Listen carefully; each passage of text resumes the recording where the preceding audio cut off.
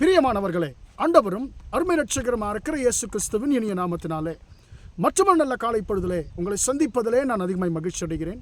இந்த நாள் முழுவதுமாக நீங்கள் செய்கிற எல்லா காரியத்திலையும் கர்த்தருடைய கரம் உங்களோடு கூட இருந்து உங்களை ஆசீர்வதிப்பதாக. அன்பான தேவனுடைய பிள்ளைகளே, ஆண்டவருடைய பெரிதான கிருபையினாலே நாம் இந்த வருஷத்தினுடைய 8 மாதங்களை நாம் முடித்திருக்கிறோம். கர்த்தருடைய பெரிதான கிருபையினாலே இந்த வருஷத்தினுடைய 9ஆம் மாதத்திலே நாம் பிரவேசித்திருக்கிறோம். இம்மட்டுமாய் நடத்தின கர்த்தர் இனிமேலும் நம்மை நடத்துவாராக. இன்றைக்கு ஒரு வசனத்தை வாசிப்போம். சங்கீதம் 37ஆம் சங்கீதம் 5ஆம் வசனம் இப்படியாக சொல்லுகிறது, அவரே காரியத்தை வாய்க்க பண்ணுவார். அவரே காரியத்தை வாய்க்க பண்ணுவார். அன்பான தேவனுடைய பிள்ளைகளே, இந்த 9ஆம் மாதத்தில் நாம் சில காரியங்களை நாம் செய்ய நாம் உத்தேசித்திருப்போம். இந்த காரியத்தெல்லாம் இந்த விஷயத்தெல்லாம் இந்த மாதத்தில் நான் தொடங்கணும், இந்த காரியத்தை நான் ஆரம்பிக்க வேண்டும் என்று சொல்லி சில காரியங்களை குறித்து நாம் பட்டியல் போட்டிருப்போம். ஆனாலும் உள் மனசில் இந்த காரியம் எப்படி முடியும், இந்த வேலையை நான் எப்படி தொடங்க போகிறேன், எப்படி முடிக்க போகிறேன், இதனுடைய தேவைகள் சந்திக்கப்படுமா? உதாரணமாக ஒரு மனுஷன் வீட்டை கட்டும்போது இந்த மாதத்தில் நான் இந்த வீட்டை கட்ட போகிறேன், தொடங்கணும், அது என்னால் கட்டி முடிக்க முடியுமா, அதனுடைய தேவைகள் சந்திக்கப்படுமா, இதில் ஏதாவது பிரச்சனை வருமா என்று சொல்லி பலவிதமான காரியங்கள் ஒவ்வொரு மனுஷருக்கும் ஒரு குறிப்பிட்ட ஒரு காரியத்தை ஆரம்பிக்கும் போது கட்டாயம் இருக்கும். இந்த காலை வேளையில் கர்த்தர் உங்களை பார்த்து சொல்லுகிறார், நான் என் மகனே என் மகளே, நான் உங்களோடு கூட இருந்து இந்த மாதத்திலே நீங்கள் செய்கிற காரியங்களை நான் வாய்க்க பண்ண போகிறேன் என்று சொல்லி ஆண்டவர் சொல்லுகிறார். அன்பான தேவனுடைய பிள்ளைகளே, இந்த 9ஆம் மாதம் 1ஆம் தேதியில் கர்த்தர் உங்களை பார்த்து சொல்லுகிறார், நான் உங்கள் காரியங்களை நான் வாய்க்க பண்ணுவேன் என்று சொல்லி கர்த்தர் சொல்லுகிறார்.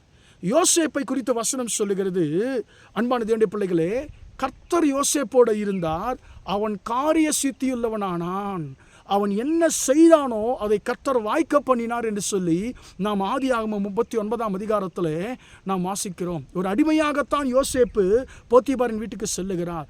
ஆனால் கர்த்தர் அவரோடு கூட இருந்து அவரை ஆசீர்வதித்தது நிமித்தமாக, அவர் செய்கிற எல்லா காரியங்களையும் ஆண்டவர் ஆசீர்வதித்த நிமித்தமாக யோசேப்பு அந்த வீட்டுக்கு விசாரணைக்காரனாய் மாற்றப்படுகிறதை அன்பான தேவனுடைய பிள்ளைகளே நாம் பரிசுத்த வேதாகமத்தில் வாசிக்க முடியும்.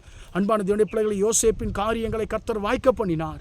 உங்களுடைய காரியங்களையும் கர்த்தர் வாய்க்க பண்ணுவார். இந்த மாதத்திலே நீங்கள் என்னென்ன காரியங்களை எல்லாம் செய்ய நீங்கள் உத்தேசித்திருக்கிறீர்களோ எல்லா காரியங்களையும் கர்த்தர் வாய்க்க பண்ணுவேன் என்று சொல்லி உங்களுக்கு இந்த காலை வேளையிலே ஆண்டவர் வாக்கு பண்ணுகிறார். 1ஆம் சங்கீதத்திலையும் கூட நாம் வாசிக்கிறோம், கர்த்தருடைய வேதத்திலே பிரியமாக இருக்கிறவன் அவன் செய்வதெல்லாம் வாய்க்கும் என்று சொல்லி நாம் பரிசுத்த வேதாகமத்தில் வாசிக்கிறோம்.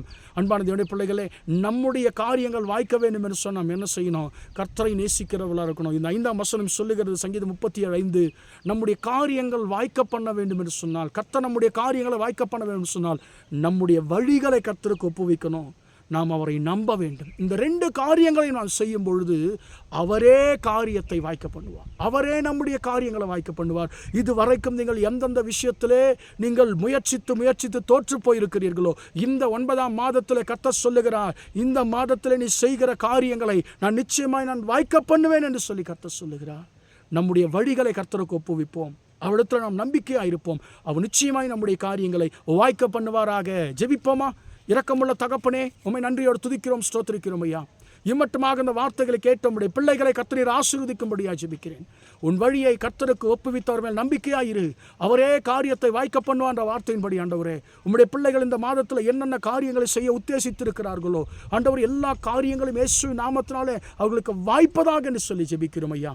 தகப்பனே, ஆண்டவரே, எங்கள் வழிகளை உம்முடைய கரத்தில் ஒப்பு கொடுத்து உம்மை நம்பும் பொழுது நிச்சயமாக எங்கள் காரியங்களை நீர் வாய்க்க பண்ணுவீர் என்று சொல்லி ஆண்டவரே நீர் சொல்லியிருக்கிற உம்முடைய கிருபைக்கு ஸ்தோத்திரம். இந்த மாதத்திலே உம்முடைய பிள்ளைகள் என்னென்ன காரியங்களை முயற்சிக்கிறார்களோ, அது வீடு கட்டுகிற விஷயமா இருந்தாலும், ஆண்டவரே வியாபார விஷயமா இருந்தாலும், ஆண்டவரே பிள்ளைகளுடைய ஆண்டவரே திருமண காரியங்களாக இருந்தாலும், ஆண்டவரே எதுவாக இருந்தாலும் தகப்பனே, உம்முடைய பிள்ளைகள் இந்த 9ஆம் மாதத்திலே செய்கிற எல்லா காரியங்களும் வாய்க்கட்டும் என்று சொல்லி ஜெபிக்கிறேன். இந்த மாதம் முழுவதுமாய் உம்முடைய கரம் உம்முடைய பிள்ளைகளோடு கூட இருந்து ஆண்டவரே ஜெயத்தை கொடுக்கட்டும் என்று இயேசுவின் நாமத்தில் ஒப்புக் கொடுத்து ஜெபிக்கிறேன், ஜீவனுள்ள நல்ல பிதாவே.